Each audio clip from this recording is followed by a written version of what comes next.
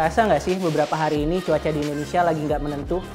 Kadang terasa panas, kering tanpa hujan, tapi tiba-tiba juga bisa terjadi hujan yang sangat deras. Ternyata hal ini terjadi karena Indonesia sedang berada dalam musim peralihan, memasuki ancaman kemarau panjang.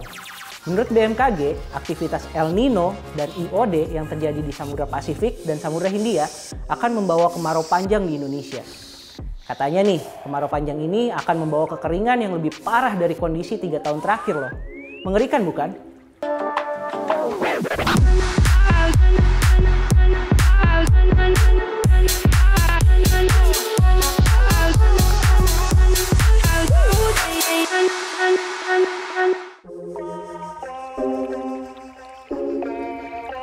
BMKG sebelumnya telah mengeluarkan pernyataan akan datangnya kemarau panjang yang lebih kering daripada kondisi 3 tahun terakhir di Indonesia. Biang kerok dari fenomena ini ternyata ada pada El Nino dan IOD yang terjadi secara bersamaan. Fenomena El Nino terjadi di Samudra Pasifik yang dikontrol suhu muka air laut. Kemudian fenomena ini bergabung dengan IOD positif yang terjadi di Samudra Hindia. Dampak bergabungnya dua fenomena tersebut membuat curah hujan akan sangat rendah, kurang dari 30% yang normalnya ada pada 85% sampai 115%. Nah, sobat tahu nggak nih, ancaman apa saja sih yang menghantui dari datangnya fenomena ini? Biasanya hal ini akan berdampak pada pertanian, sehingga bisa berdampak pada berkurangnya stok pangan dalam negeri. Jika stok pangan berkurang, otomatis harga barang-barang yang ada akan melambung tinggi. Jika harga barang naik, sudah pasti yang terjadi adalah inflasi yang meningkat dan penurunan daya beli masyarakat. Selain itu, kekeringan juga bisa berdampak pada kebakaran hutan dan lahan yang akan memperburuk kondisi di Indonesia. Sebetulnya ada beberapa poin penting dari pernyataan BMKG terkait kekeringan yang akan terjadi di Indonesia, yaitu awal musim kemarau yang diperkirakan terjadi pada bulan April hingga Juni 2023. Puncak musim kemarau ini juga diperkirakan akan terjadi pada Juli dan Agustus 2023, serta durasi musim kemarau diperkirakan mencapai 9-20 dasarian. Nah, kami juga telah membuat peta perkiraan wilayah mana saja yang akan mengalami penurunan curah hujan.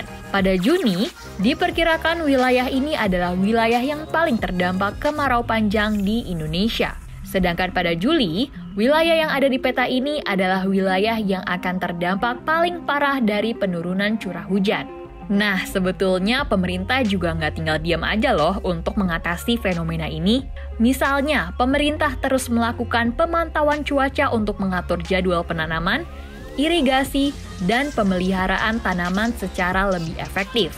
Konservasi air dengan mengadopsi teknik irigasi yang efisien juga dilakukan pemerintah untuk menjaga produksi pertanian. Diversifikasi menjadi salah satu kunci penting yang dilakukan untuk mencegah gagal panen. Selain itu, penggunaan teknologi serta dukungan lain dari pemerintah dan lembaga terkait dilakukan untuk mengurangi dampak kemarau panjang. Untuk menjaga komoditas pertanian, pemerintah juga mengupayakan beberapa hal, seperti memperkuat produksi pangan, memperkuat stok pangan pemerintah, melakukan koordinasi dan kebijakan antara pemerintah dan lembaga kepentingan terkait dengan kebutuhan pokok, sampai memperkuat Bulog dan BUMN pangan dalam rangka distribusi pangan. Upaya demi upaya terus dilakukan pemerintah agar masyarakat Indonesia tidak dibuat babak belur dalam menghadapi kemarau panjang. Perubahan iklim memang tidak dapat dielakkan, tapi pencegahan serta mitigasi penting dilakukan untuk membantu beradaptasi melewati perubahan tersebut. Menjaga sektor pangan menjadi tugas penting pemerintah dan harus menjadi tanggung jawab pemerintah untuk melindungi rakyatnya.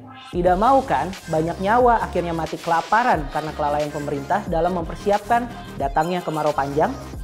Saya, Imam Fadrian Rahmat, dan tim Litbang Media Indonesia pamit undur diri. Saksikan program Jendela Data setiap Selasa hanya di YouTube Media Indonesia.